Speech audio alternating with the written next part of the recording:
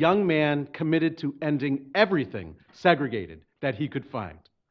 After graduating, he went home to Montgomery to become one of the first African-American lawyers in the state of Alabama. When Rosa Parks was arrested on the bus, Fred Gray was her lawyer. Her arrest led to the Montgomery bus boycott. Fred Gray was the lawyer for the Montgomery Improvement Association, which organized the protest. One of the leaders of that protest was a young minister named Martin Luther King Jr., and Fred Gray was his lawyer. Fred Gray filed the lawsuit that led to the Supreme Court ruling in Gale versus Browder, which struck down the Montgomery bus segregation ordinance and vindicated the bus boycott. Fred Gray also played a leading role in 3 other landmark Supreme Court cases: NAACP versus Alabama, an important freedom of association case; Gamillion versus Lightfoot, the Tuskegee gerrymandering case; and New York Times Company versus Sullivan, the case that constitutionalized defamation law. All this he did in the first 10 years after graduating from our law school. Fred Gray has been involved in numerous other cases that desegregated public schools and universities, established due process rights for students, paved the way for the Selma Montgomery March that led to the passage of the Voting Rights Act, and obtained both financial compensation for and a formal presidential apology to the victims of the infamous Tuskegee syphilis experiment. And if that isn't enough, Fred Gray was one of the first 2 African Americans elected to the Alabama legislature since Reconstruction.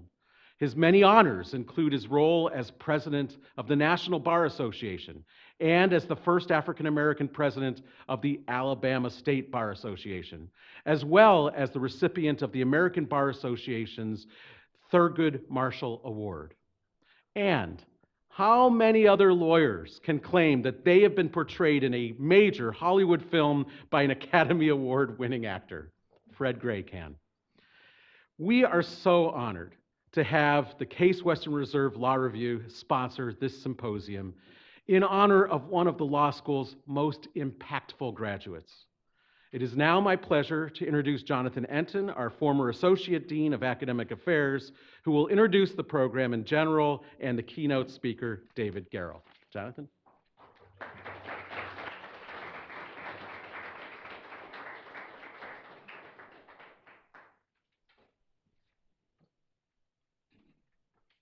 Thank you, Michael, and thank you all for being here. Let me just take a minute to explain kind of how things are going to work today. As Dean Scharf explained, this is the University Alumni Weekend, and so the schedule today has to operate within the constraints of the university schedule, especially since they're honoring Fred at the alumni lunch. So we will run this morning. We will break in time for Mr. Gray to get over to the alumni lunch, and we will reconvene at about 1:45 this afternoon. That is because of the university schedule. And I encourage you to stay because after all of our speakers have done their thing, the last person on the program is the guest of honor, and you don't want to miss him especially if you've never heard him. And there will be a book signing at the conclusion of the program. So I hope you'll be able to stick around. It is not just a great institutional honor for us to be running this program. I have to say, this is an extraordinary personal honor for me. I teach a number of the cases that Michael referred to a few minutes ago, and frankly, I count it as one of the high points of my academic career, indeed one of the high points of my life, to be able to say in a small way that Fred Gray is my friend. Indeed, a few years ago, on the occasion of his 80th birthday, I told his 400 or so closest friends who were gathered that I had the privilege of teaching at Fred Gray's law school. And I think that that is a fair way to put it. But you didn't all come here to listen to me. Let me get things going. And to begin this symposium, we have a most distinguished keynote speaker. It is my privilege to introduce the Pulitzer Prize-winning scholar David J. Garrow, the preeminent scholar of the Civil Rights Movement. Professor Garrow's books include Bearing the Cross and Protest at Selma. He also edited The Montgomery Bus Boycott and The Women Who Started It, which is the memoir of Joanne Robinson, and we're going to hear, I think, about her during the day. Professor Garrow was a senior advisor to the PBS series Eyes on the Prize. He's also the author of Liberty and Sexuality, which traces the origins and development of the modern constitutional right to privacy and the emergence of Roe against Wade. Now, there are more details about Professor Garrow in the program, which I encourage you to take a look at. But without further ado, it's my honor to present David Garrow.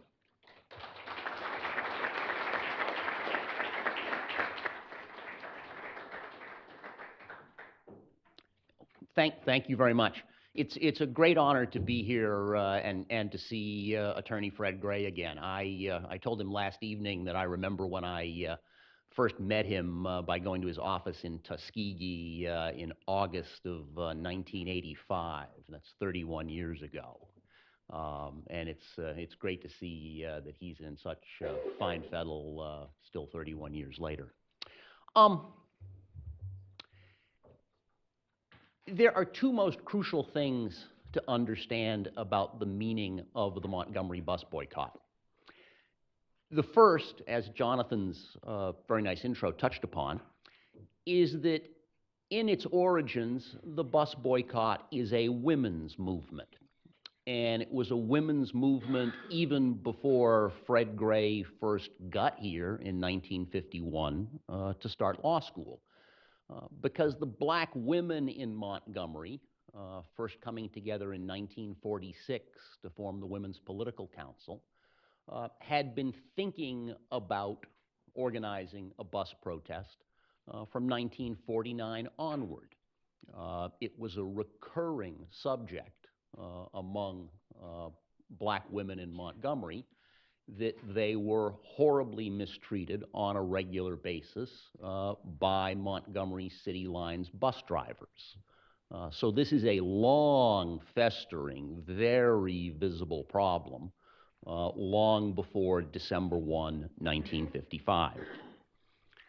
In the 40-plus years that I've been doing historical research, arguably my favorite document that I've ever seen was handed to me sometime circa 1980 by Johnny Evans, then the Montgomery County District Attorney.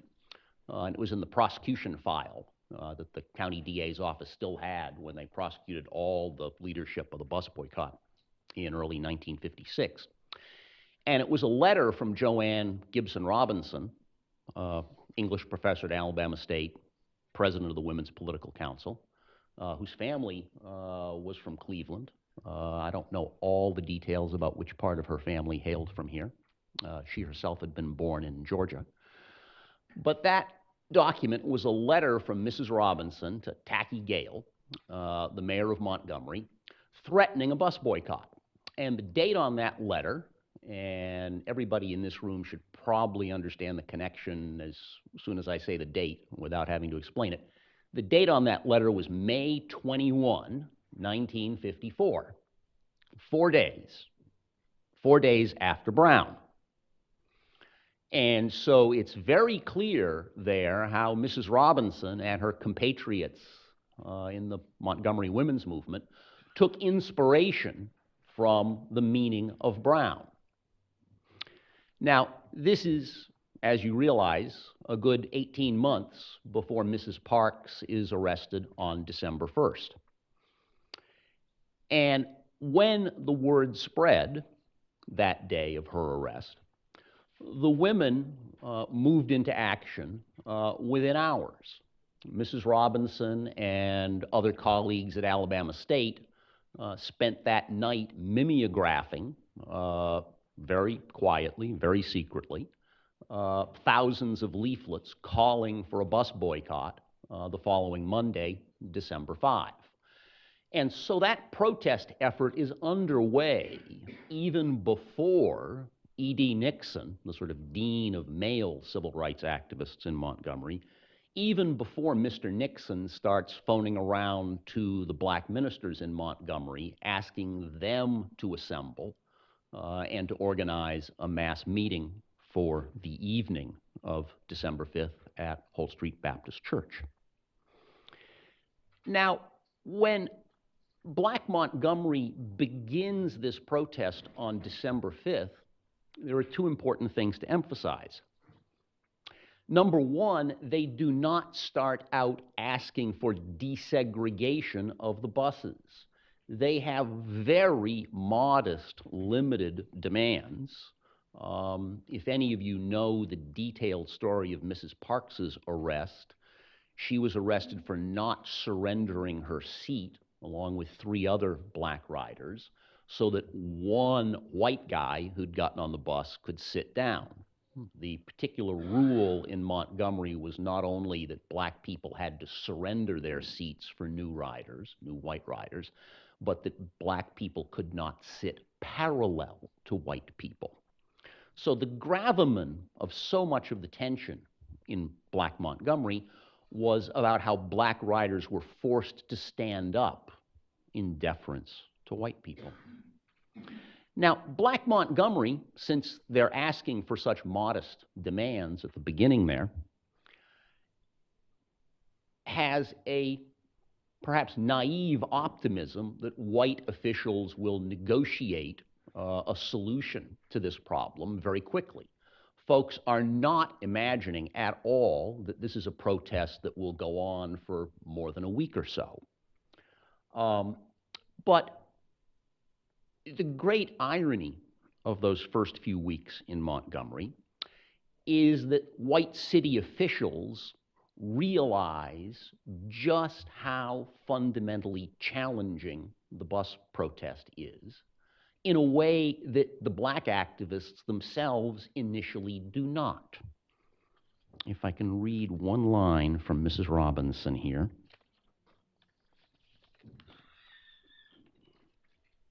They feared that anything they gave us would be viewed by us as just a start. And you know, they were probably right. That dawns on Dr. King and Mrs. Robinson and Ralph Abernathy, Mr. Nixon, Rufus Lewis. That dawns on them only when the initial negotiating sessions with the White City Commission, with other white civic leaders, go nowhere. And Dr. King in particular is sort of astonished and disappointed that white Montgomery ministers in particular do not respond whatsoever to the moral appeal for justice and better treatment that the black representatives are voicing to them.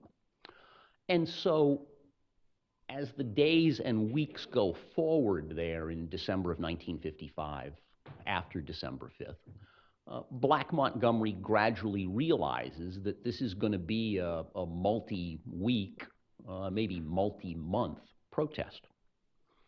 And the white city officials, who for several years had been quite relatively moderate in their behavior towards Black Montgomery.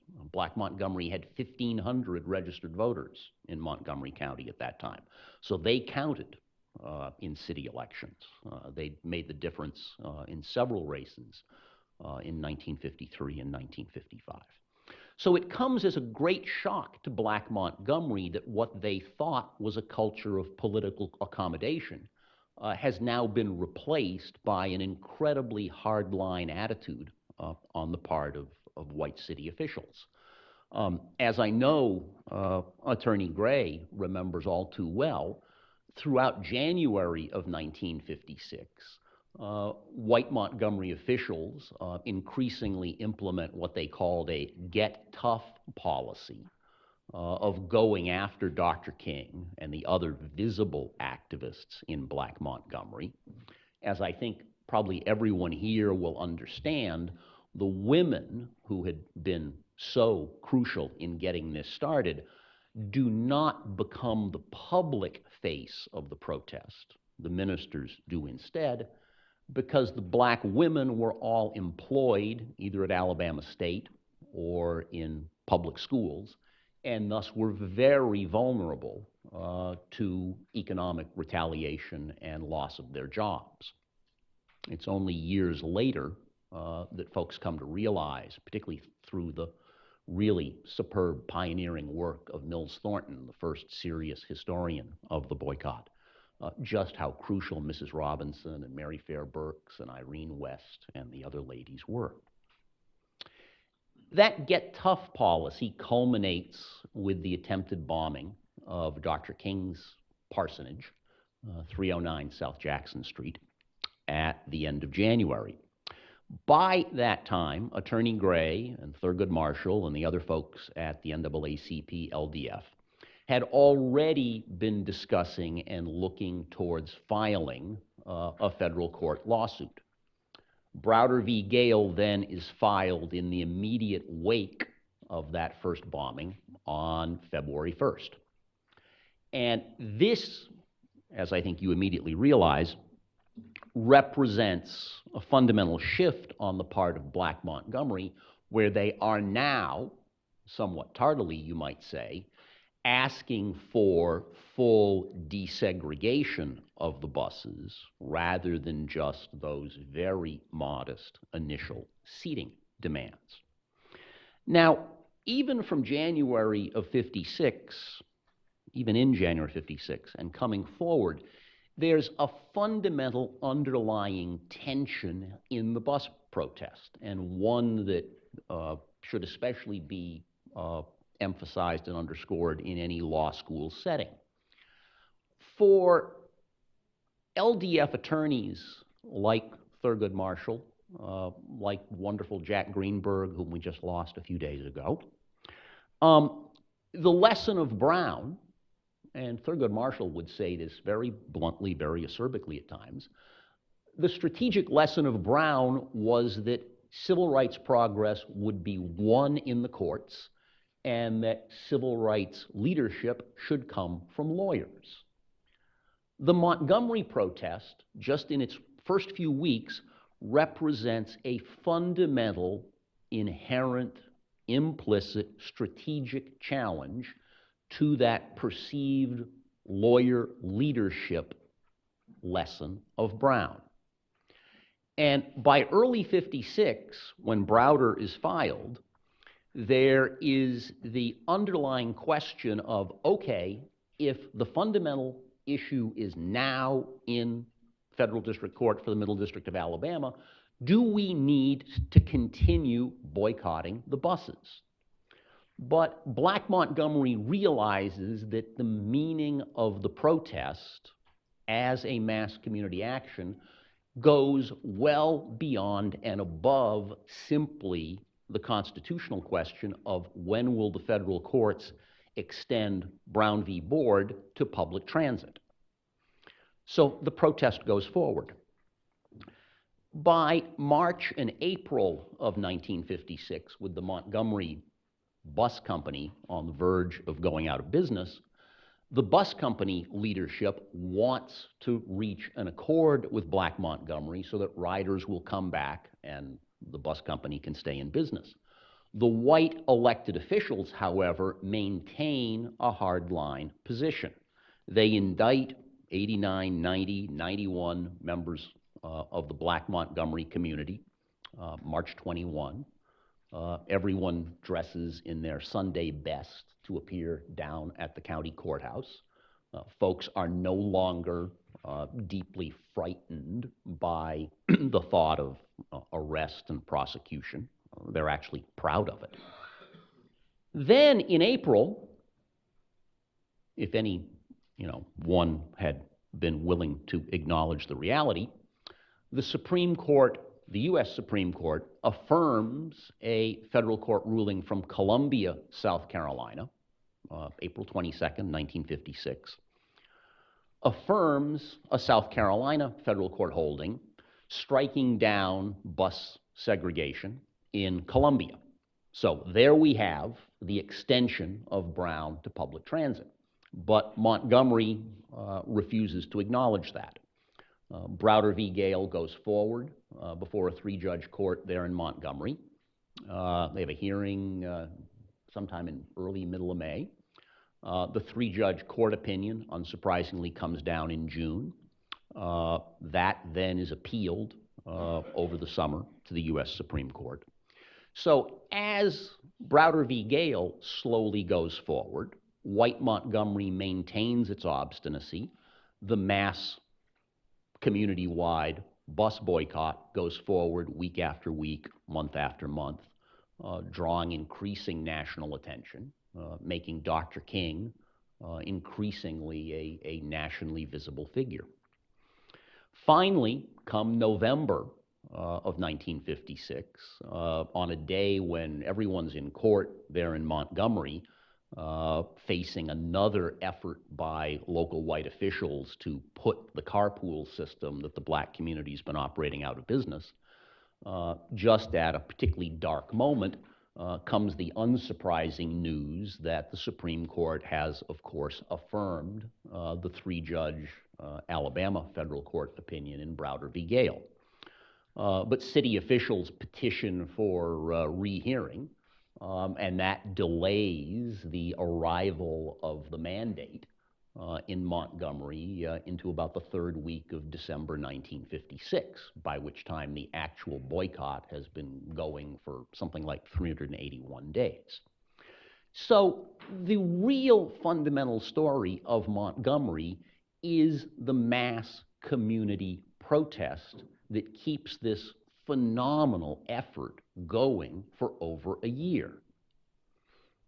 On the side is this far less surprising, far less striking extension of Brown, first in the South Carolina case, and then to Browder v. Gale itself. Montgomery then represents a fundamental challenge to the NAACP, Brown v. Board, expectation of how civil rights progress and racial equality is going to proceed. And throughout Black America, for people like A. Philip Randolph, for people like Bayard Rustin, for people like Ella Baker, everyone realizes that the lesson of Montgomery is all of these black citizens acting on behalf of their own empowerment, rather than waiting for lawyers to lead Black America toward victory at the hands of a then still almost entirely white federal judiciary. So even though Mrs. Robinson's first letter to the City Commission back in May of '54 is inspired by Brown, to me, the real deeper historical meaning of Montgomery is that it represents a shift away from and a shift above the Charles Houston, Thurgood Marshall, Brown v. Board, Simple Justice, if you all know that wonderful book. It represents a fundamental change from this inherited belief that the movement is fundamentally going to move forward in the federal courts. Now, that doesn't really begin to pick up steam until February 1, 1960, when the sit-in movement kicks off and starts to spread so rapidly across the South. But that, to me, is what's so distinctive about Black Montgomery and what everyone there achieved. We went for many years with not only Mrs. Robinson and Mrs. Burks and the other people in Black Montgomery going unrecognized. We went many, many years before Rosa Parks was really acknowledged as a significant historical figure herself. Only in the 1970s, really in the 1980s, did people start to learn even her part of the story, not even the larger story of the WPC. So it's a phenomenally rich history to understand and phenomenally valuable to realize that it's actually that mass community involvement and support in Montgomery that represents the great achievement there, not just the minor, if you will, doctrinal extension of Brown through Browder v. Gale. So, thank you very much.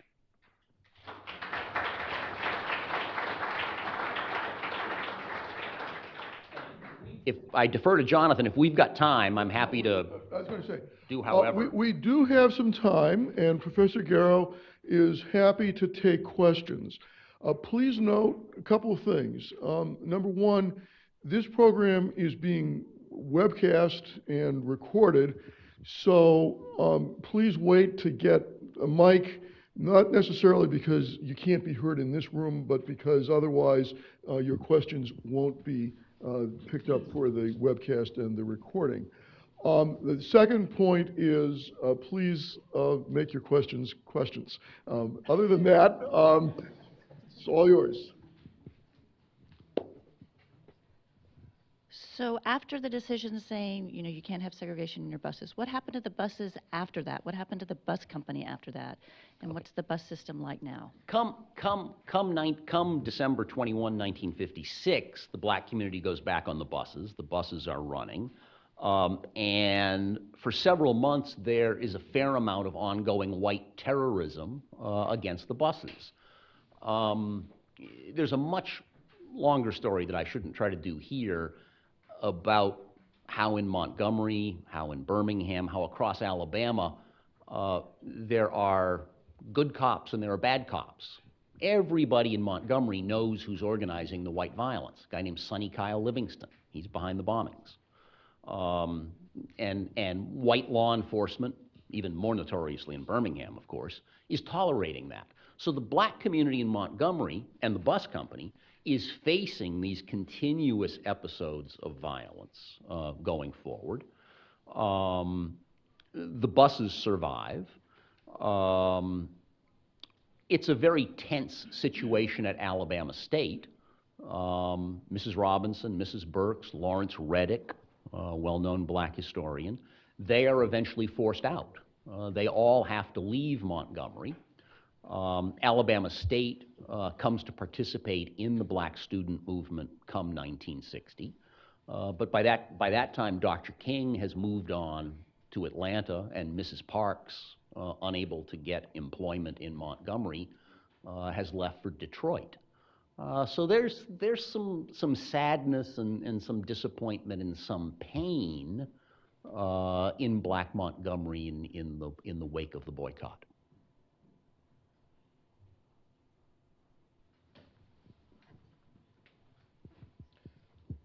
I want to ask you to put your prognosticator's hat on. Ooh, geez. Let us say that the bus company had followed the South Carolina ruling and had decided to go ahead and desegregate it at that moment. What then happens to Martin Luther King Jr.? What happens to the civil rights struggle if we don't have this boycott? I'm looking at Attorney Gray as I say this.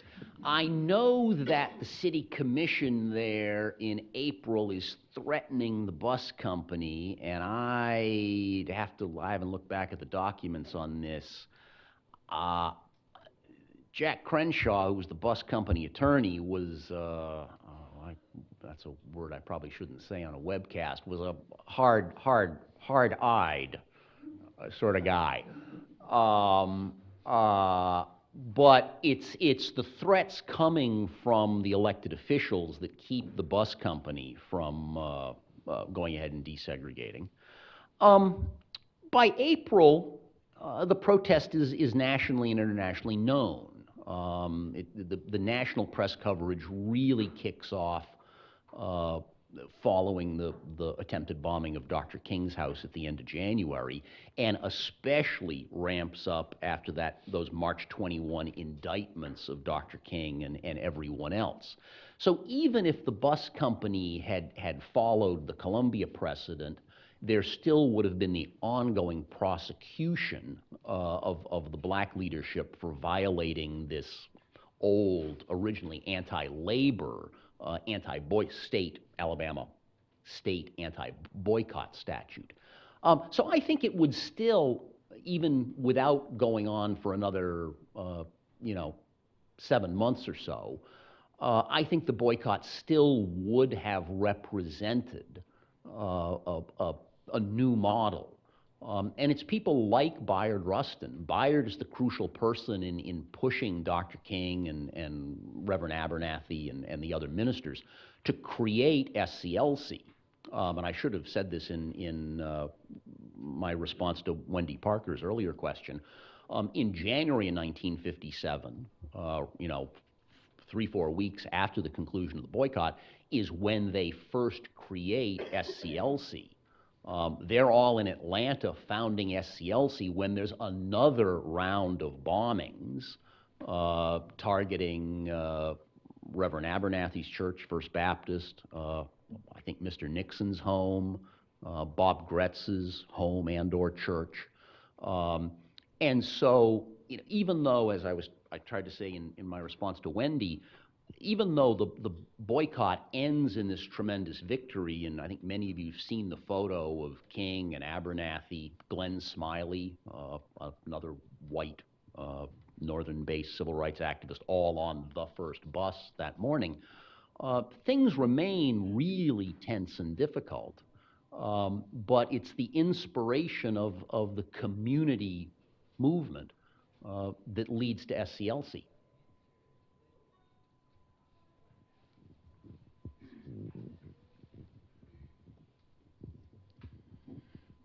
In the 60s, I was personally arrested or different sit-ins and various things, and it was no big deal. But my suspicion is that was not the case for Mrs. Parks. Could you speak to some of the terrors and risks that she braved when she refused to give up her seat? As I think many of you know, Mrs. Parks had been very active in the NAACP for years. She had been their youth council advisor there in Montgomery when Claudette Colvin, a young lady, was arrested in March of 1955, whom Attorney Gray represented. And Black Montgomery had thought about going forward with a protest over the Colvin case. So Mrs. Parks had a long history and a long familiarity with this, well before December 1st. She was well known. She is frankly not targeted in the way that Dr. King, Mr. Nixon, Reverend Abernathy, Bob Gretz, I should say for people that don't know the name, Bob was a white Lutheran minister of an all-black congregation.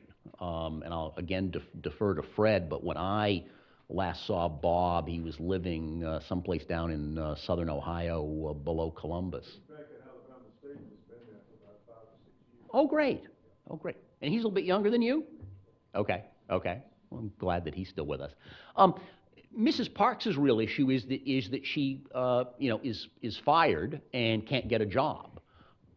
Virginia and Cliff Durr, whom I have been remiss in not mentioning up till now, Cliff was an older white lawyer who, as I'm certain Fred will say, tremendously helped and advised him in this.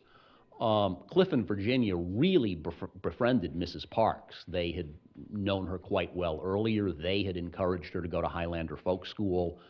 And so they give great support to her as well as to Fred. But that's what leads Mrs. Parks to having to leave Montgomery and head to Detroit.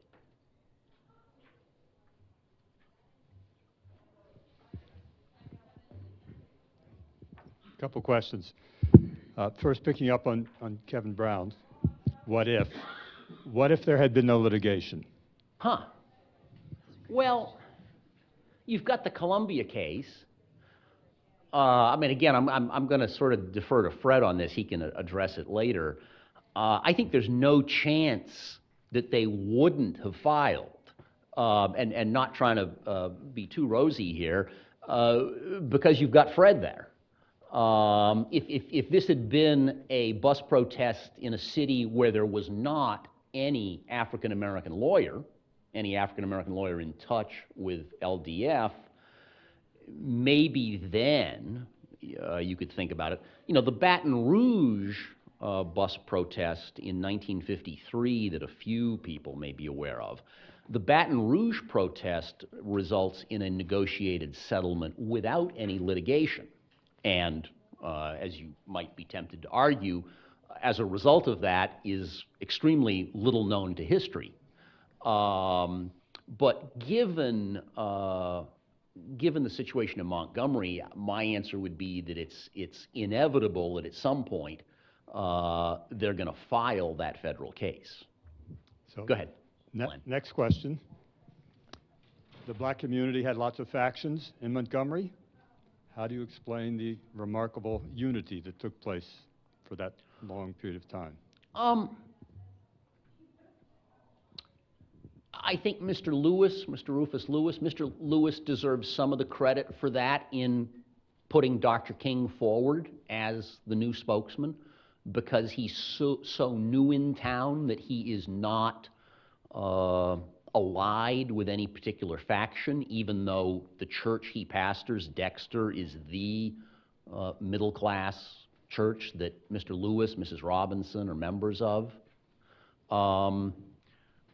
Everyone had a lot of respect for Mr. Nixon and Mr. Nixon's courage, but Mr. Nixon was, not a college graduate or a college professor. But the community really comes together for that year in a way that for that time, pushes that factionalism pretty much aside. Now, come the summer, there are some incidents where that burbles up. And especially once you get into 1957, 58, it burbles up again and again. Let me have Fred kick in here. Actually, that issue I discussed in detail. If you read Bus Ride to Justice, and if you read, that was the plans for all of it, occurred in a meeting in Joanne Robinson's house with us on December 1st and the early morning of the 2nd. Right. We recognize the fact that E.D. Nixon was there, that Rufus Lewis was there, and that had to be dealt with, which is one of the reasons Joanne Robinson suggested in our conference, and this is before any of the other details took place, that while I agreed with her that Dr. King should be the spokesman, we have to give these other two men strong supporting roles. Right. And the roles were this. One, E.D. Nixon, and you mentioned it earlier, was a Pullman car porter, and A. Philip Randolph was his president of his union. If we make him treasurer, and if we're going to have a boycott over a period of time, A. Philip Randolph will be able to help raise money, so have E.D. Nixon, who normally would have been the spokesman, to be the treasurer. Right. What we're going to do with Rufus Lewis? Well, Rufus Lewis was only concerned with one aspect, and that was voter registration. Yes. And getting people committed and performing once they got in office. And they had a nightclub that was named the Citizens Club, and you had to be a registered voter to be there. Yep. Not much you can do with that. However, his wife, Jewel, was co-owner of the largest funeral home in town. Ah. And guess what? They have automobiles. They can use the automobiles to help keep the people and get them to where they go and get other funeral homes to do the same. Let's make him chairman of the Transportation Committee. Right.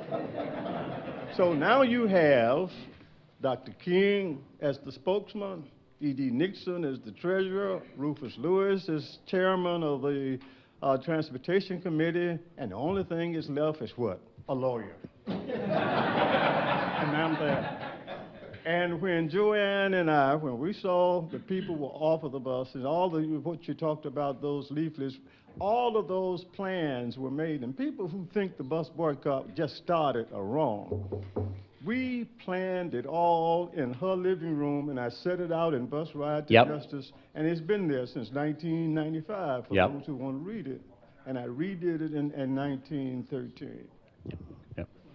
And we should mention too your friend. I never met him. Your friend who owned the pharmacy next door to your office. Yes, Dr.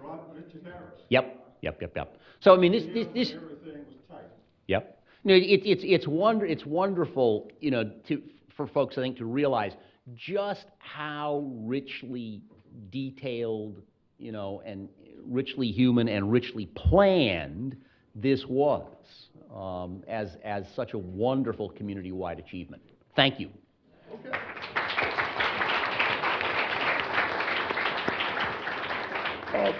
We could go on this discussion for some time, but as I mentioned earlier, we are constrained by the university's decision essentially to hijack Fred for the middle of the day to move on. So let me, without holding things further, let me introduce my colleague, Rakaya Yerby, who will present our second session that grows out of health issues and the Tuskegee syphilis experiment.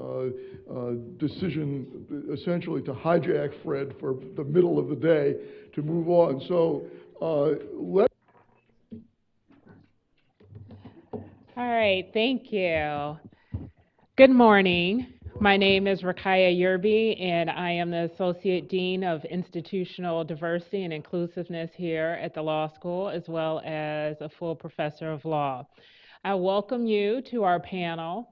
Unfortunately, we lost one of our speakers last night. He couldn't make it in on his plane due to a medical emergency. So you had the pleasure of hearing from Professor Alford and myself today, and there will be lots of time for questions. So let me take this time to introduce Professor Alford, and then she will speak, and then I will speak after her. Professor Alford is a graduate of Southern University, A&M, and Southern University Law Center. She earned an LLM from Georgetown University Law Center. Most recently, she completed the course requirements for a certification in clinical bioethics at the Medical College of Wisconsin. She is a tenured associate professor of law at Florida A&M University College of Law, where she teaches bioethics, torts, race in the law, and critical race theory. Additionally, she is an adjunct faculty, associate professor of medicine, and co-director of cultural health and society longitudinal curricular themes at the University of Central Florida College of Medicine.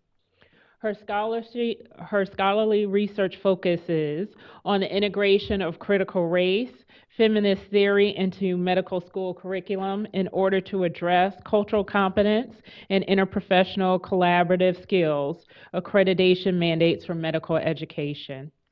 She has developed a body of groundbreaking legal scholarship which details the ways in which African descent women's bodies have served as critical site for American research and discoveries since the era of racial slavery to contemporary times.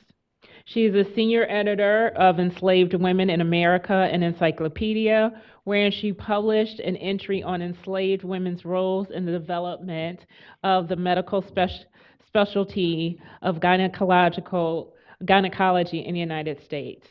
She is currently writing a book entitled Tuskegee's Forgotten Women, The Untold Side of the U.S. Public Health Service Syphilis Study, forthcoming in Prager Publishers. Let's welcome Professor Alford.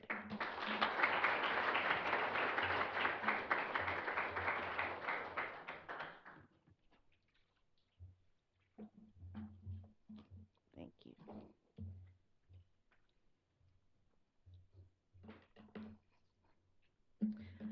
Well, first of all, I'd like to say good morning. I am so pleased to be here.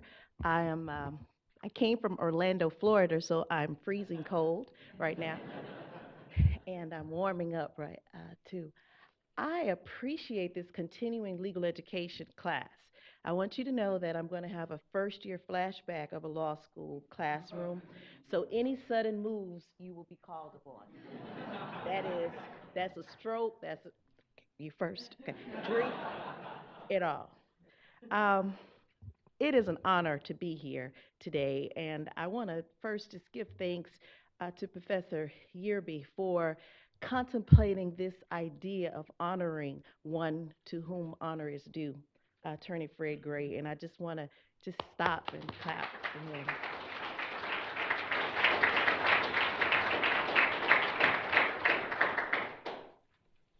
I am going to speak today, and I'm going to give you objectives. The first objective is become familiar with the basic principles of the Belmont Report.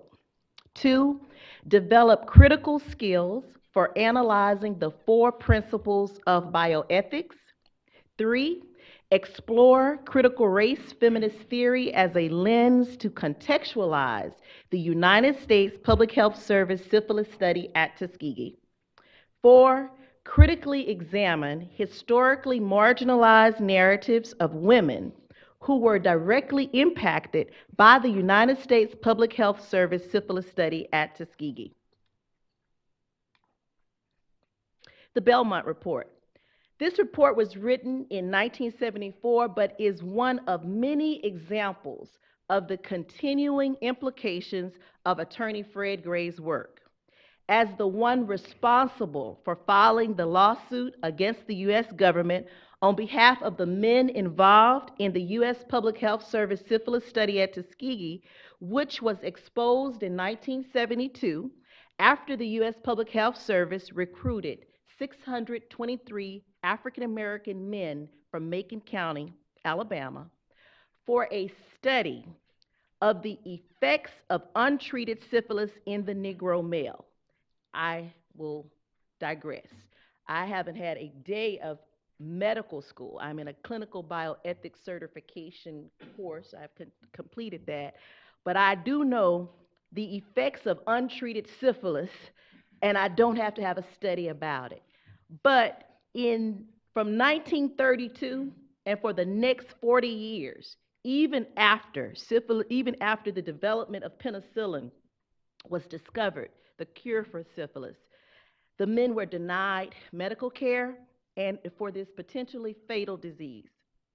A continuing implication, the Department of Health, Education, and Welfare revised and expanded its regulation for the protection of human subjects, 45 Code of Federal Regulations, Part 46, in the late 1970s and early 1980s. A continuing implication of Fred Gray's work. In 1997, President Bill Clinton will welcome 5 of the study survivors to the White House, and on behalf of the nation, apologize for the experiment he described as wrongful and racist.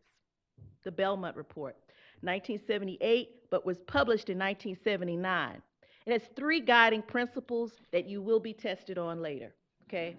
The 3 guiding principles are respect for persons, beneficence, and justice.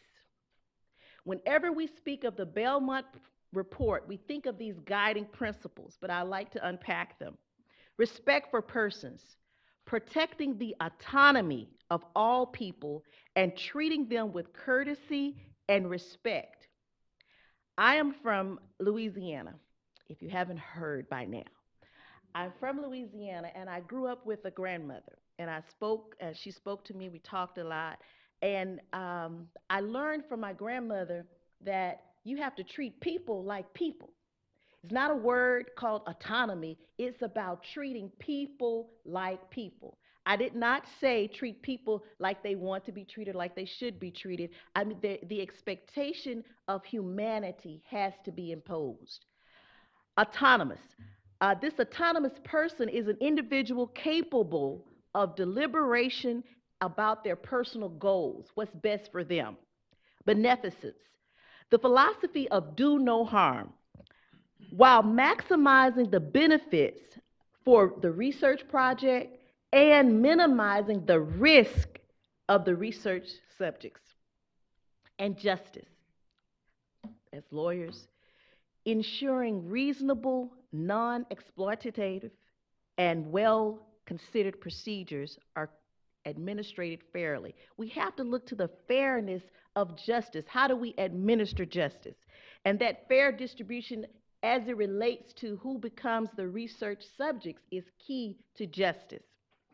Now, to affirm Attorney Fred Gray's continuing implications from having the courage to file that lawsuit on behalf of the men and against the U.S. government, when we look to the Department of Health and Human Services as an example of the Belmont Report of Justice, it states, and I quote, "In this country, in the 1940s, the Tuskegee syphilis study used disadvantaged rural Black men to study the untreated course of a disease that is by no means confined to that population.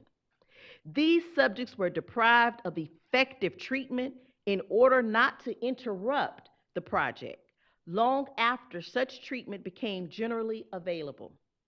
Against this historical background, it can be seen how conceptions of justice are relevant to research involving human subjects."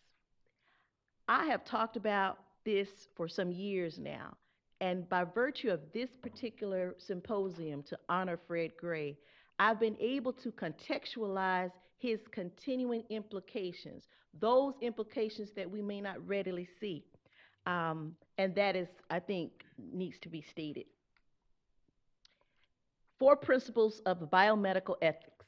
When we speak of the 4 pillars of bioethics, they are, you will be tested on this: autonomy, non-maleficence, beneficence, and justice. So we have these 3 principles or guiding principles from the Belmont Report, and Beauchamp and Childress has stated that there are 4 working principles. In terms of these particular principles, when we speak of beneficence, I'll start there. The obligation to act for and maximize what is beneficial to the patient, and that would also include what is beneficial to the research subject. Non-maleficence, the obligation to avoid causing harm to the patient. The Hippocratic maxim, do no harm, has long been a fundamental principle of medical ethics. Respect for autonomy. Here we go again. Treat people like people. The obligation to respect a patient's preferences and decisions according to their beliefs and values. Patients with decision-making capacity are presumed to be autonomous. So we have these 4 basic principles that we should look to balance. And when I look to it to balance, I look to it to balance as it relates to the United States Public Health Service syphilis study at Tuskegee. And I've shown Fred Gray this book before. This is not my first year in law school, but it is well read, as you can see. And it is documented like this for me because every page was so important. To be able to know what he knew at that particular time as the attorney filing the lawsuit, I'm just thankful for him and this particular book because I lived by it. As I continued my research, if you have not caught on by now, I have continuously called it and referred to it as the United States Public Health Service Syphilis Study at Tuskegee. Usually I bring this book Tuskegee syphilis study. We generally refer to it as the Tuskegee syphilis study. However, there is a narrative that is being requested that we use, intentionally referring to what happened at Tuskegee as the U.S. Public Health Service syphilis study at Tuskegee. Drs. Katz and Dr. Warren have stated in their book, the importance of language must be acknowledged when communicating about sensitive past and current events related to the U.S. Public Health Service syphilis study at Tuskegee. And what I tell my students is, this states who did what to whom. Dr. Vanessa Gamble is credited with insisting that the name of the study accurately reflect that the primary investigative unit was the U.S. Public Health Service syphilis study, U.S. Public Health Service, and the Federal Operating Division for oversight was as such. I had an opportunity to serve as a 2013 Tuskegee Residence Research Scholar, and in being in Tuskegee, what I recognize is that the people of Tuskegee do not own the syphilis study. It wasn't their study. It was a study that was started by the U.S. Public Health Service, and that's the way that the evolving narrative of this particular event is being stated. This picture indicates that the men were involved in the study. It's one of our historic pictures relating to this particular event. The men were given periodic medical examinations, but were not treated. Medical and professional journals were published, finding periodically throughout the study, so it was not a secret. It was not a secret. The cost of the study in the lives, the deaths of participants, and the effects on their families and communities are incalculable. And the study left a negative legacy amongst African Americans for mistrust for the government. Now, I generally take my glasses off and then I put them back on, because now I want you all to understand critical race feminist lens, from theory to practice. The critical race feminist perspective is definitive, yet it's expansive.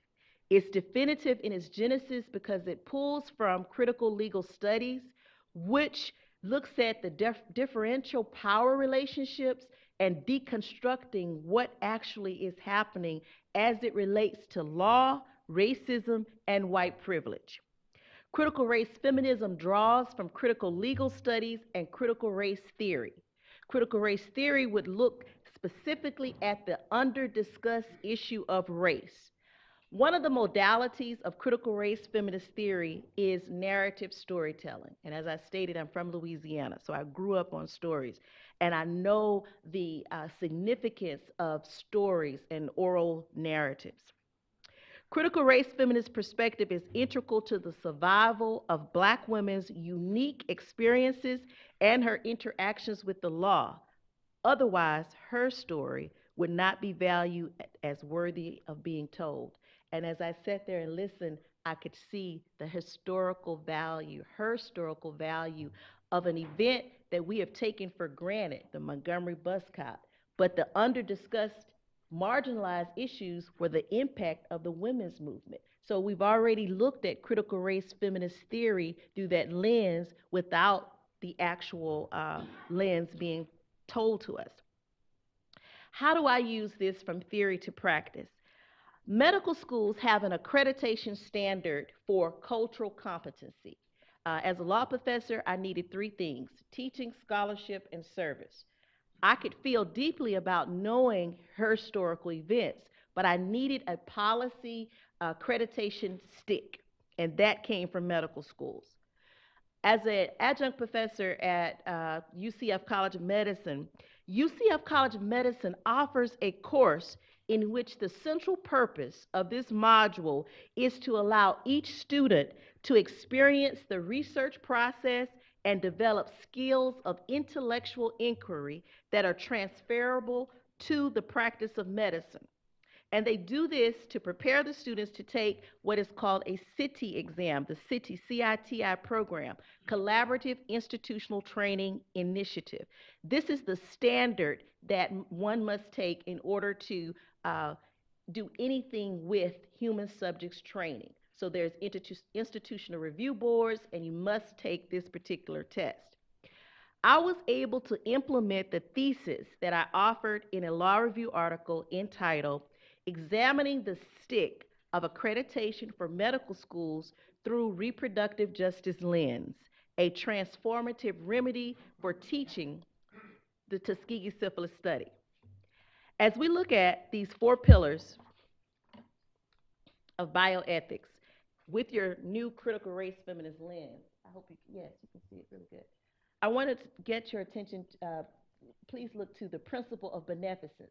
The picture that you see currently, the nurse has the all blue uniform on, and that represents Nurse Rivers. Nurse Rivers is historically, has been the individual who, over 40 years of the U.S. Public Health Service syphilis study at Tuskegee, she was on hand. She was the nurse involved. And oftentimes in my discussions, when I ask, and what about the women, people generally say, oh, the nurse that was involved, because they watch Miss Evers' Boys. And after you read the Tuskegee syphilis study by Fred Gray, you will recognize that Miss Evers' Boys, the HBO movie, was not one that was welcomed by the men and the survivors. They actually did not like that particular HBO movie and the depiction that it provided of the men and of Nurse Rivers. So I don't know if you've seen it or not, but the next time you see it, look with your critical race feminist lens. Beneficence. How was she being beneficent? The continuing implication of Attorney Fred Gray is that he showed us that not only was Nurse Rivers not a named defendant when he against the lawsuit, because he looked at her intersecting identities. And Attorney Fred Gray noted in his book that Nurse Rivers was a black woman in the South in the 1930s, working under the direction of white male doctors. She could not realistically be expected to object to or alter any aspect of this study. And what in the forthcoming book that I'm writing, Tuskegee's Forgotten Women, I capture her as a blameworthy woman involved, because there are individuals or narratives that suggest, well, she knew all about the study, why didn't she do anything? But if we go back to critical race feminist lens and deconstruct the power differential, what power did she actually have to stop it? But she did believe that she was giving beneficence to the men. The next one I will look at is the principle of non-maleficence. That photo is of back shots, spinal taps that the men were given under the auspice of treatment, but it wasn't. Now, as we said, non-maleficence is to avoid the causation of harm. The healthcare professional should not harm the patient. All treatment should be for their benefit. But in this particular research project with a study, we could call it, when asked why they had to receive several back shots, spinal taps, and this was without anesthesia, that needle, researchers repeatedly lied to the men, claiming the shots were therapeutic, when in fact the spinal taps gave insight to infection from the spinal canal into the brain. The next one, let's look at justice. Justice is the photo of the men. And as I stated, the Department of Health and Human Services has already said and captured that this was not justice, because justice looks at the particular population was taken advantage of and deprived of treatment. The next one with the critical race feminist lens would be autonomy. And this picture was selected because it shows the community being impacted. The U.S. Public Health Service syphilis study at Tuskegee was not against one particular gendered role. It was a community impact, and that's something that I expand upon later. Shadow of the Plantation is a book that is instrumental to the telling of the sociological impact of what happened based on the direct interviews from the people who were impacted by the syphilis study. And I had the pleasure of having 2 copies of Shadow of the Plantation. How many of you are on Facebook? Okay, I'm not, and I don't feel alone. I'm not, I'm not on Facebook, but there are some good things that come out of Facebook. And I have a very good law professor colleague and friend, Professor Wendy Green. When it's something that she knows that I'm interested in, she will give me the link. So she gave me a link of Voices of the Shadow of Slavery, and under the excerpt from the Facebook entry, it stated, Miss Ophelia Settle Egypt, instrumental in exposing the black sharecroppers Tuskegee in Tuskegee syphilis studies, something to that effect. And I said, instrumental? Instrumental? Well, I believed I was in the weeds with the Tuskegee syphilis study because I have my book highlighted. I knew everything, I thought. But when I read this entry in 2016, I'm thinking about how things are discovered over time, and particularly how women are discovered over time. And as I have read The Shadow of the Plantation with 2 copies of the book, I've also read the direct interviews of the women, and there are women who in that particular book state about the boils and the sores on their breasts and how they were concerned about passing it on to the children.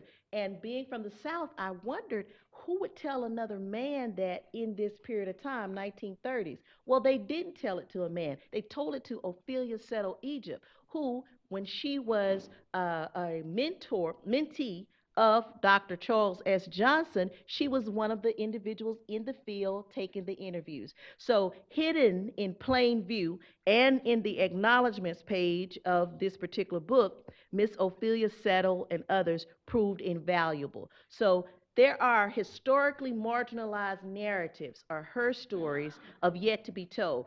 Miss Egypt was a sociologist, graduate of Howard University, and a master's degree in sociology. So one of the things that I plan on doing in my forthcoming book, The Forgotten Women, is to shed light on the under-discussed, marginalized narrative or her stories involved in the U.S. Public Health Service syphilis study at Tuskegee. And the first circle that you see is the interviewer. The interviewer sociologist who we have not talked about extensively. And so I want to give light to her existence. The next interlocking circle represents the nurse, Nurse Rivers. Nurse Rivers has a complex space in history. I have thought about her in terms of being a blameworthy woman of individuals who may not have been able to look at her and what she did through a critical race feminist lens. Then there are the wives and non-wives and sexual partners. As I stated, the second study is, as it relates to the syphilis study, there was 2. One was funded by the Rosenwald Foundation, and that was the one that really provided care and cures for syphilis for men, women, and children. When that funding ran out, then the U.S. Public Health Service started its study and focused on the men. And when they focused on the men, where were the women? It's a sexually transmitted disease, so I want to shed light in this book on the wives and non-wives and sexual partners and their impact. And I call that section the gendered raced woman. Then the next section would be the mothers and the children, which would be the most marginalized woman, because the disease was a disease that was transmitted to the children with congenital syphilis. Conclusion. There are many books that have been written about the U.S. Public Health Service syphilis study at Tuskegee. And what I would like to say is that there are many books to be written based on the continuing implications and the courage of attorney Fred Gray, and for your new critical race feminist lens. Thank you.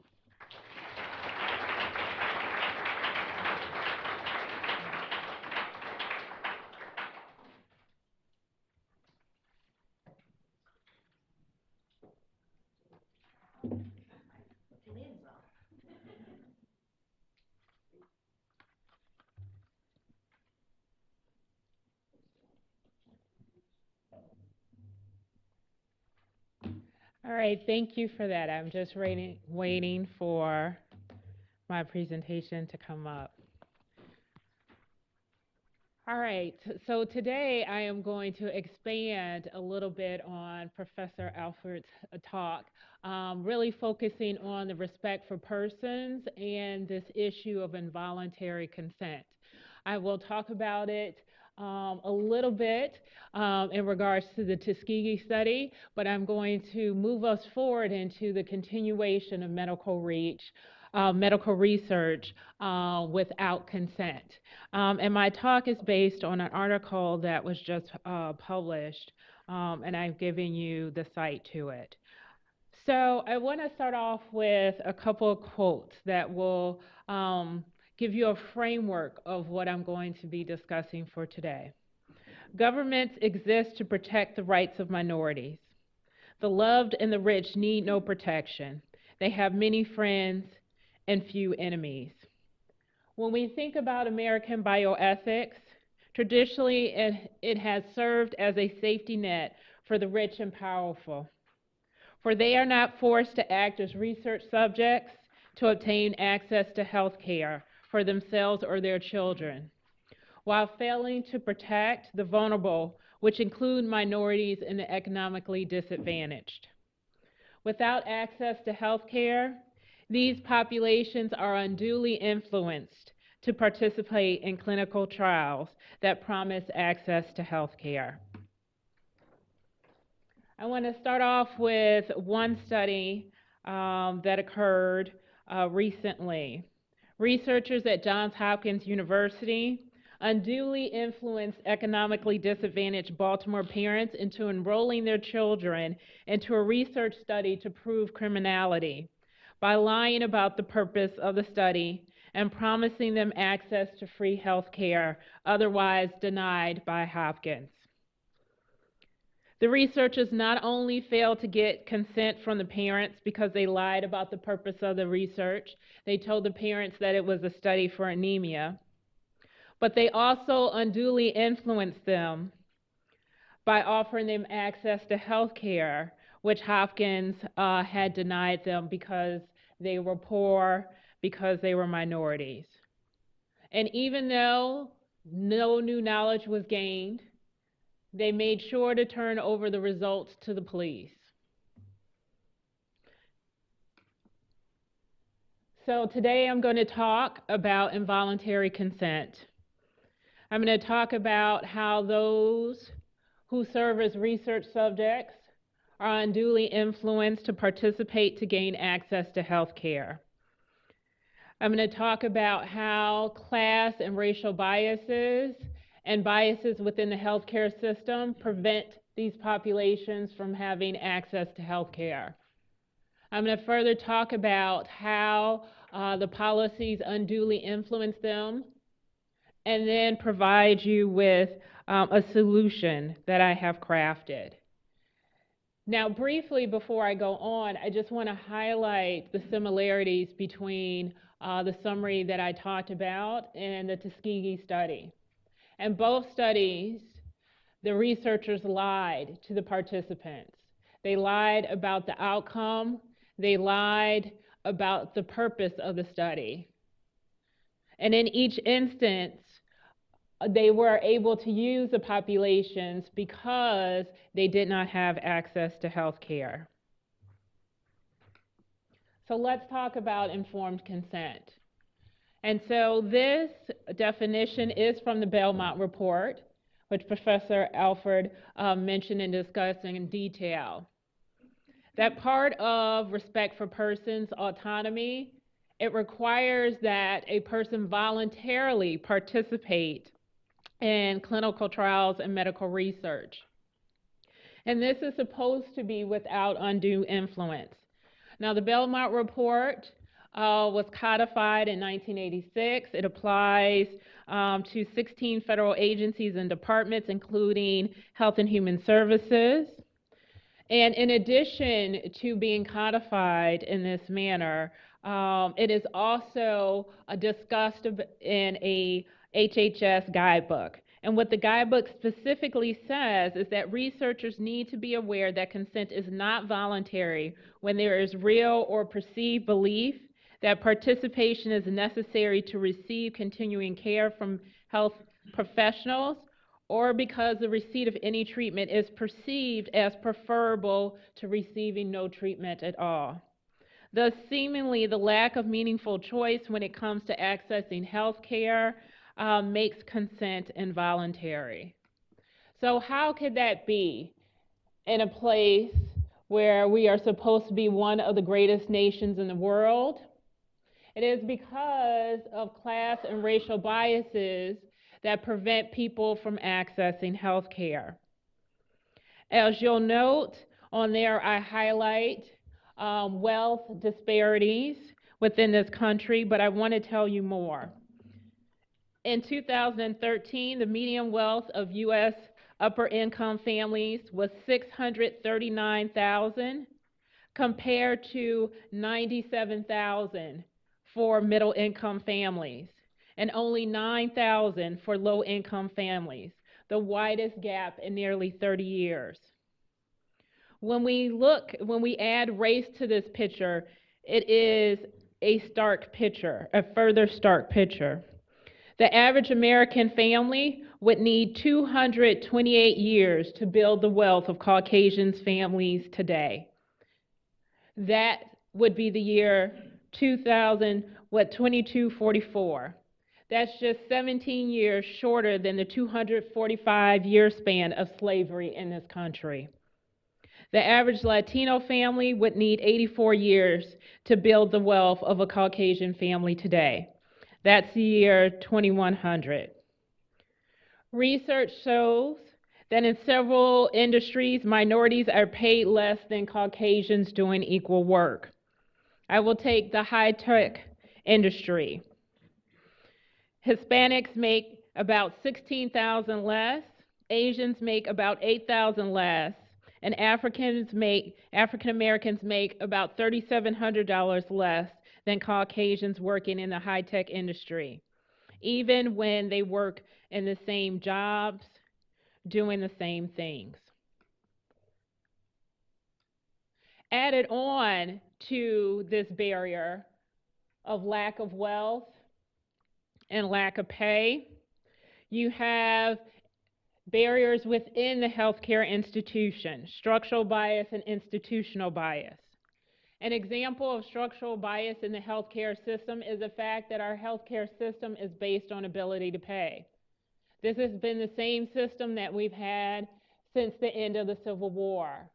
We decided to have this system instead of having a single payer system because we wanted to keep people separate. We wanted to keep blacks and whites separate and the poor separate from those who had money. And as you can see, the effect of it is that they are left without access to health care. And this is even true after the enactment of the Affordable Care Act, Obamacare. There are still 33 million people without health insurance, and approximately 3 million of these are economically disadvantaged adults who work. They work in part-time jobs for employers with less than 50 employees, or jobs that do not provide health insurance, like those in agricultural and service industries. Or perhaps they work at Walmart, which often takes the time to help their employees fill out Medicaid applications. But if you are in a state that has not expanded Medicaid, you do not have access to health care. Because minorities are more likely than Caucasians to work in these jobs and live in families with low incomes, they disproportionately remain uninsured due to the failure to expand Medicaid. And if that wasn't enough, we have institutional barriers, where some not-for-profit hospitals that offer care to the economically disadvantaged then sue them for unpaid medical bills, even though they could qualify to have their bills discharged. These practices have continued even after the passage of the Affordable Care Act, and in fact, later on, I will talk about one particular hospital, although it is not alone. So we have the lack of wealth, of money to pay for health care. We have a health care system set up based on ability to pay, And we have not-for-profit hospitals suing you if you cannot pay. Left without access to health care, this population, minorities and the economically disadvantaged, are overburdened with disease and disability. And as a result, they are wonderful picking for researchers in terms of medical research. And in fact, oftentimes this population lives around the hospital that is conducting the research and denying them care. Researchers from healthcare institutions that deny minorities and economically disadvantaged access to health care use the same populations as subjects for clinical trials. The promise of access to health previously denied unduly influences minorities and economically disadvantaged to participate in clinical trials, and I will give you an example of this shortly. Furthermore, when we look at the HIV/AIDS drug trials, this is a specific example of how children were unduly influenced to participate in a medical research study without their consent, and that did not provide any benefit to them. In fact, the children used in the HIV/AIDS drug studies were not even tested for HIV. So let's talk about patient dumping. One example of this is Heartland Regional Medical Center. And I use them because I got this study from NPR that detailed lots of patients who they had gone after. It is a not-for-profit hospital in Missouri that receives tax breaks in exchange for providing care to the economically disadvantaged. And they have sued approximately 6,000 patients for unpaid bills from 2009 and through 2013, even though some of the patients should have qualified to have their bills forgiven. Once the hospital wins the case and receives a judgment against the patient, it usually adds 9% interest to the bill and garnishes the wages of the patient. And then they go after the wages of the patient's spouse, taking up to about 35% of their wages. The hospital has also taken out liens on the patient's house to recoup costs of any judgments exceeding $1,000.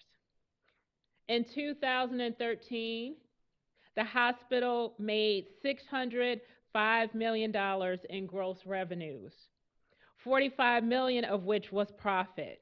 Yet it filed over 2,200 lawsuits for medical debts.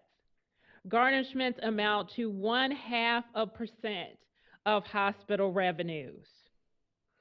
As a result of these practices, many economically disadvantaged patients cannot sell their homes, are pushed further below the poverty line, have their credit report scores decline, and forego medical care because they are worried about future wage garnishments and liens being placed on their homes.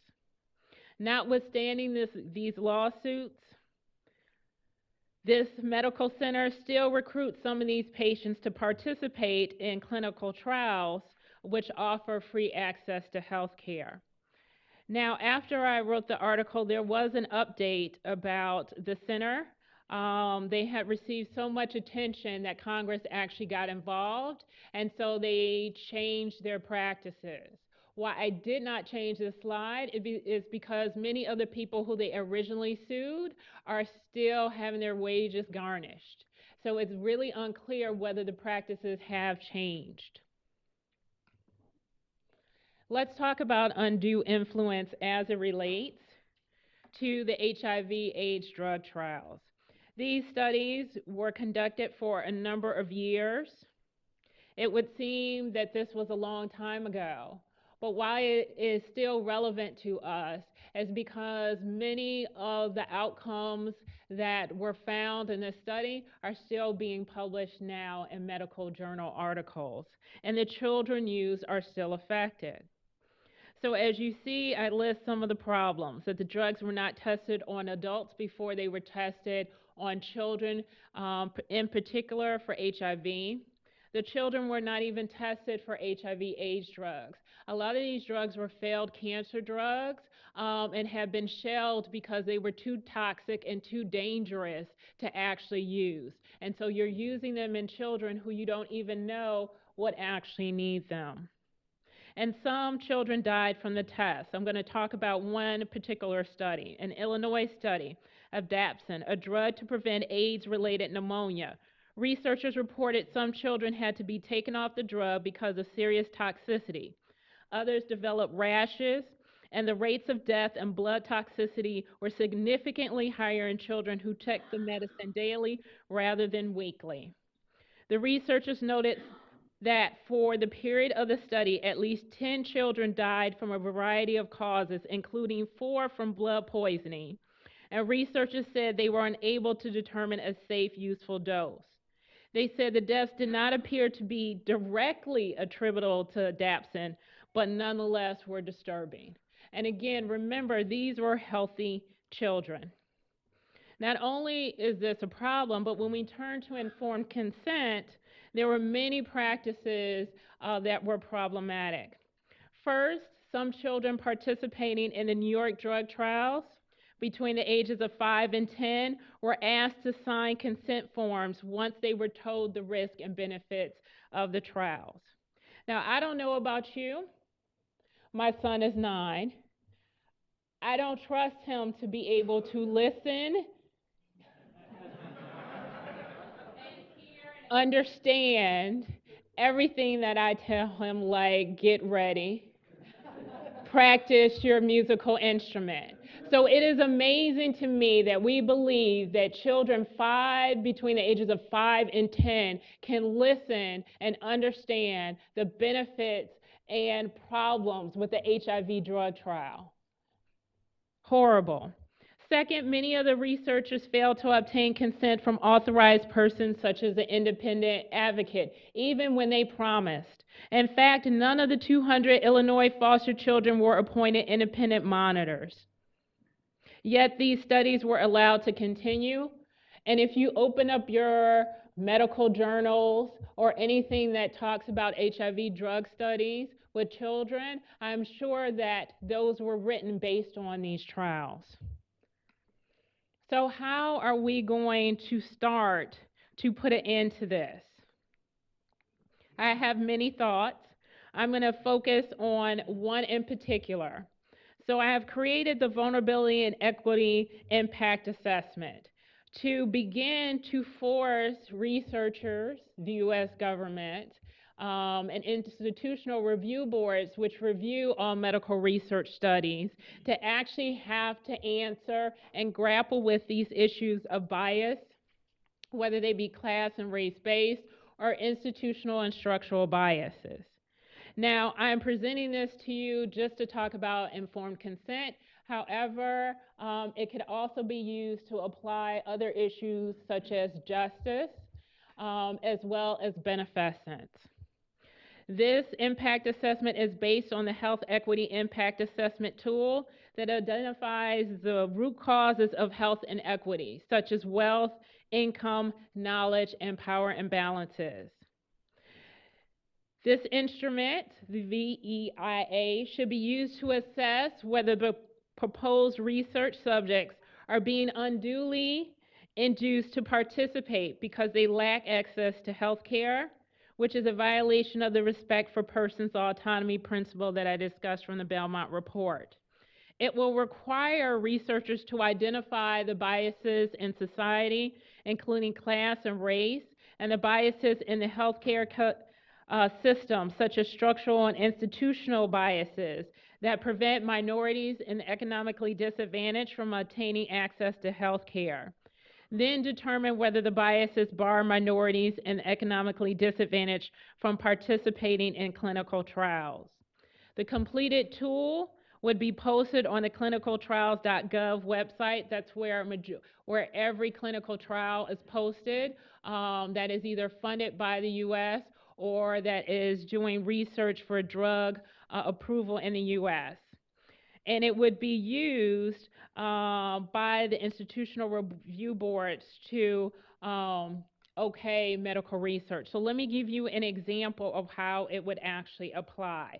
So in the screening, right, you have to determine whether it's a health priority and whether the children lack access to health care. If we had applied it to the HIV/AIDS drug trials, it would have shown that the potential to receive access to health care and HIV drugs unduly influence state child welfare agencies and the children themselves when they granted consent to participate in the medical research studies.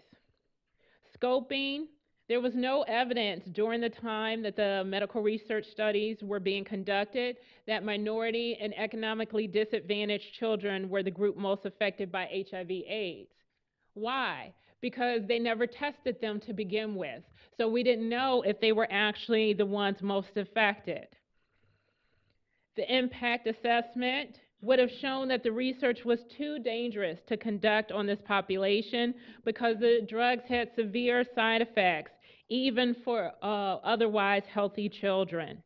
And because of this, there is no mitigation strategy because you cannot mitigate that potential harm.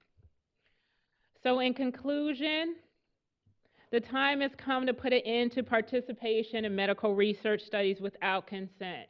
It has been way too long. The Tuskegee study happened a long time ago, but yet we are still discussing these issues about informed consent. By requiring researchers to eradicate barriers to accessing health care, if they use minorities and economically disadvantaged for medical research, is just one step. The adoption of the VEIA tool to measure undue influence will ensure that minorities and the economically disadvantaged are not prevented from reaching their full health potential because of barriers to accessing health care that are only removed when they are needed for medical research studies. Without the tool, minorities and the economically disadvantaged will continue to be sacrificed for the needs of the powerful and the wealthy.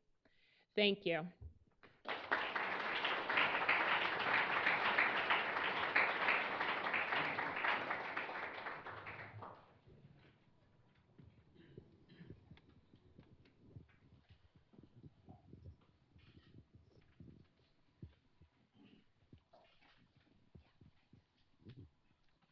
All right, so thank you. We will take questions from you now.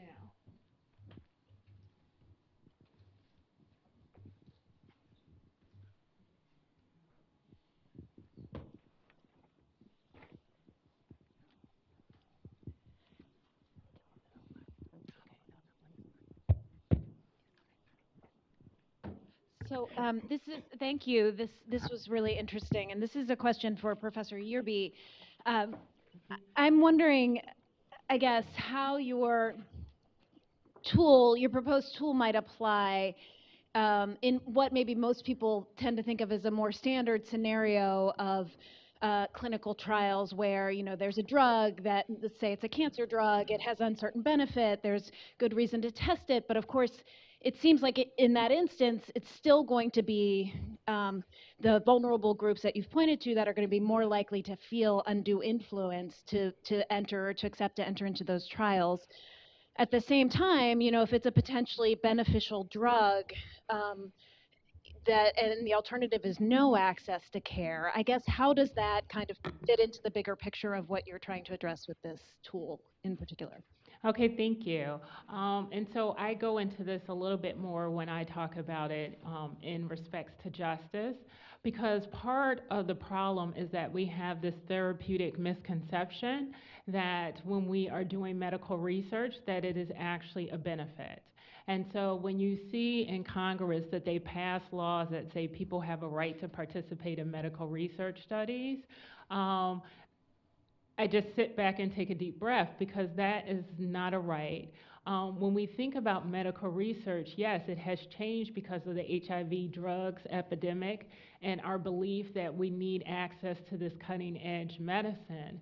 But a majority of the phase 1, that's where you start off and where these kids were, phase 1 and phase 2, is just to figure out what's the toxicity and what's the harm. There's no benefit from that, right? The later benefit is in stage 3 and stage 4, and usually minorities and economically disadvantaged are not in those phases. They're in phase 1 and phase 2, where you see people being harmed.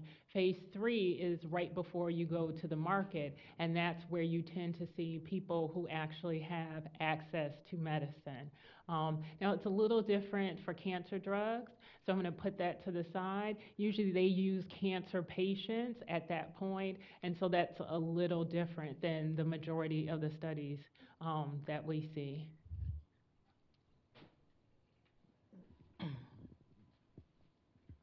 Yes, I'm Attorney Daisy Collins, retired judge, and I would like to thank Professors Alford and I'm sorry. Yerby. And Yerby and Garrow for their presentations. And of course, I'd like to really thank Attorney Fred Gray for all that he has done. And I'd just like to mention, for those who don't realize it, when you're down at South doing the kinds of things he was doing, I mean, you have to be a brave, brave, brave individual, and you come up against so many things that the public, that's usually not known. And he really deserves a lot of credit for his courage, for his preparation, for his dedication, and doing what he has done. The question that I have, Professor Alford mentioned this respect for person in her presentation, and actually it seems to me that respect for person goes throughout everything. If that had been present, we wouldn't have these other problems that Professor Yerby talked about. So this is my question. Before I ask the question, let me just say one more thing. As you can see, I'm a senior citizen, and I've been to a lot of meetings and seminars and so forth, and especially for the benefit of the young people, I want to say this. I decided a long time ago that it's a total waste of time for me just to go and listen. And I decided a long time ago that every time I go to a seminar or a speech or whatever, that I would try to do at least one thing as a result of going there, even if it's just a telephone call. So I just want to especially pose it to young people. What are you going to do about these problems? There are so many problems. And even if you just make one phone call, I mean, that's something. So just imagine if everybody did just one thing. But my question is this respect for person, it's such an important concept, and it really hasn't been emphasized. And I just wonder, are there any law school courses dealing strictly with that aspect? Because like I said, it permeates everything. I can, thank you so much for your comments. As I stated earlier, being from the South, it's such a basic concept to respect the humanity in a person. We can raise it to the level of the Belmont Report and guiding principles, 4 pillars of bioethics, but it is really about looking into people's eyes and saying, I respect you. And when you're in a decision-making capacity, can you extend that respect to say, this particular research protocol that I think is okay for a particular vulnerable group is not okay for me or individuals that I know that will be going to this particular hospital and being even asked the question, do you want to participate in this study? And for me, I'm finding that the movement toward education and cultural competency as a standard is helping us have a better discussion about humanity and personhood. And what I'd like to say is, to expand on this concept of cultural competency, there's also thoughts toward cultural humility, in which it means that individuals have to be humble enough to recognize that everybody has a culture.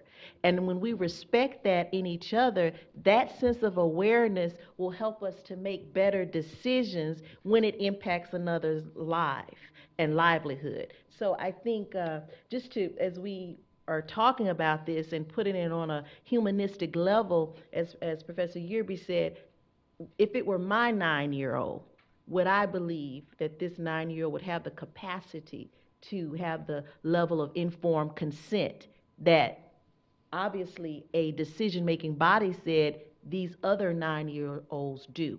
And I think for me, as I am teaching at a medical school, once I've done the training or the educational exercise, to hear a medical student in training say after the interaction, I understand what you said, Professor, and if it were my sister-in-law that had a premature baby, I don't think I would want my sister-in-law to participate in this particular study. It's called a support study in Alabama, in which premature women were given the decision-making capacity to say, I would participate in a research in which the risk of death was not listed in the informed consent, or retinopathy, the risk of blindness. And so the question becomes, if you're in a decision-making capacity to approve a research protocol that will be presented to perhaps a vulnerable population, or maybe a population that's altruistic, that will say, I'm giving birth to a premature child, but I don't want another person to do this, and if there's a study I can be a part of, but let that person be informed. And I think when I get back to the level of cultural competency and recognizing, would I put that up on my 9-year-old? Would I put that up on my loved one who was in a hospital with a severely premature baby to be a part of a study and not have within the informed consent documents risk of death or retinopathy, blindness? So I think your point is well taken, and my response is, my hope is that cultural competency being mandated within legal and health professional schools, and continuing legal education and continuing medical education, that we as the decision makers will become cognizant of the fact that people are people and we need to treat them accordingly.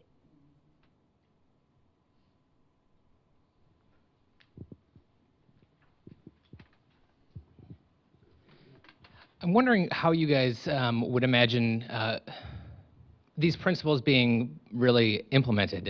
It's, I think, probably for a lot of people counterintuitive to, if you have a disease, to think about the risk that is associated with going through one of these studies or something like that. I think if it's a serious disease, you're kind of dealing with some pretty motivated reasoning, and you're probably pretty hopeful that this is going to work out.